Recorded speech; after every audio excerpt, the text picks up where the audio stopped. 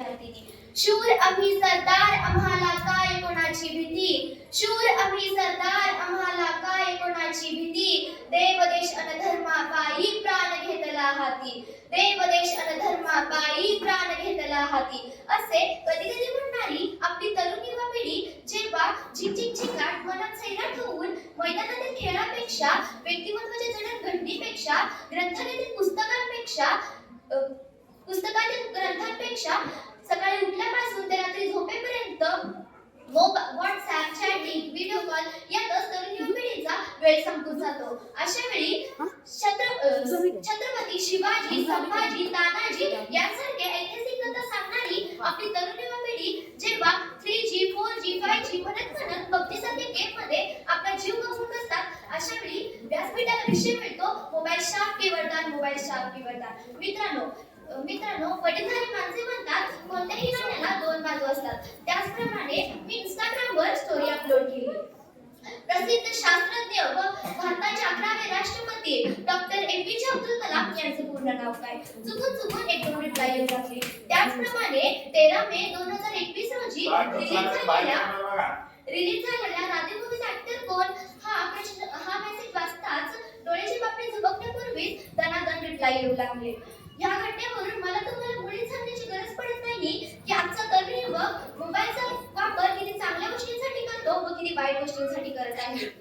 जो आंखें कभी तरसती किताबों के लफ्ज पढ़ने के लिए, वही आंखें अभी व्यस्त है 4x4 इंच मोबाइल के स्क्रीन पे, 4x4 इंच मोबाइल के स्क्रीन पे. मित्रांनो, एक तरुण युवक घरामध्ये बसून जेवण करत होता. त्याच्या हातामध्ये मोबाईल होता. त्याच्या शेजारी त्याची आई व ताई बसली होती. त्याची आई त्याला म्हणाली, बाळ, तुझ्या ताटातील भाजी संपलीये, तुला भाजी वाढू का?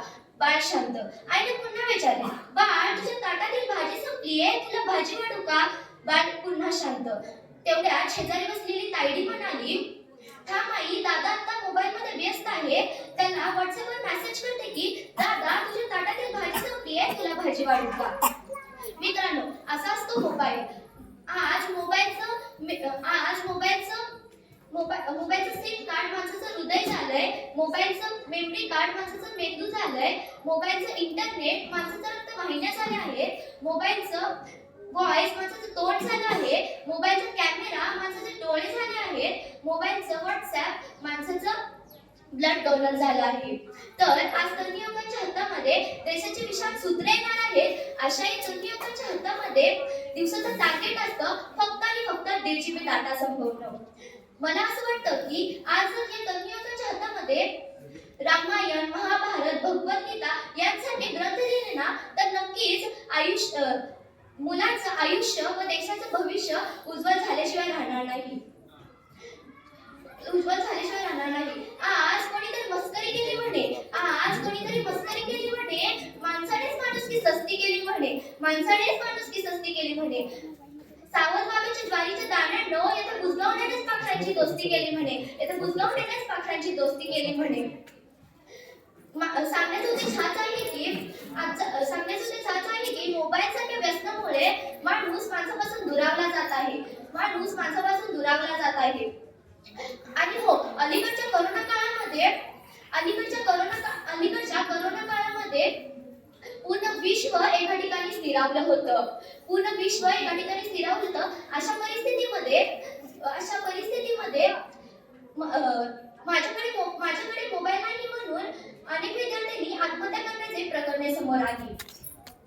त्या क्षणी माझ्या मनात एक प्रश्न निर्माण झाला. विश्व भ्रमंती करणारे स्वामी विवेकानंद व भारतीय राज्यघटनेचे शिल्पकार डॉक्टर बाबासाहेब आंबेडकर यांच्या काळामध्ये कोणत्या कंपनीचा मोबाईल होता? मोबाईल म्हणजे फक्त आणि फक्त माध्यम.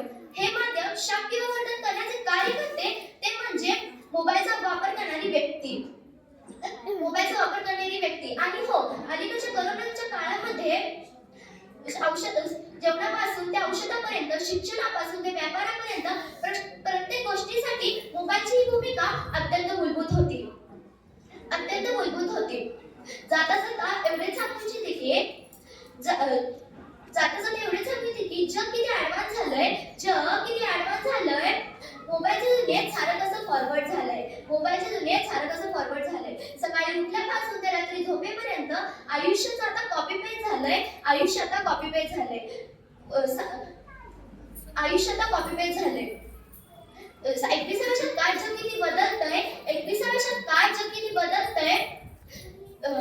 व्हॉट्सअप, फेसबुक विचारवंत झालंय. संवादाचं ही ऑनलाईन करण झालंय. आयुष्य आता म्यूट झालंय. आयुष्य आता म्यूट झालंय. धन्यवाद.